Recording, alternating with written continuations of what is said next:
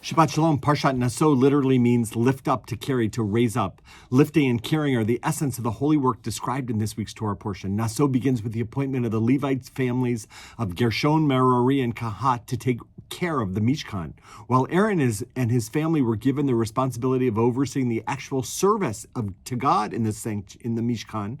The descendants of the Gershonites, the Merarites, and the Kahats were defined as mere helpers, charged with the role of caring for the structure. But for Israel to function properly, every person must have a designated role. Naso is the longest Torah portion in the entire Torah, 176 verses, and it generally comes just after the holiday of Shavuot, which we did just observe. When we are flushed with excitement of having received the Torah, Naso comes to remind us that everybody counts. Everybody's service matters. The people up on the dais are not more important than the guys backstage.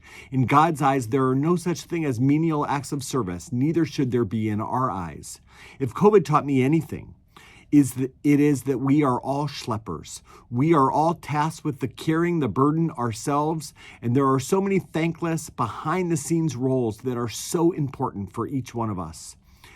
This portion reminds us that we must honor everyone equally, pay special attention to potentially disaffected groups, make each person feel valued, give everyone a moment in the limelight, set a personal example of humility, make it clear to all that leadership is service, not a form of status, and find ways in which those with a particular passion can express it, and ensure that everyone has a chance to contribute. Remember, the people who carry the tent pegs are just as important as the priests that offer the sacrifices.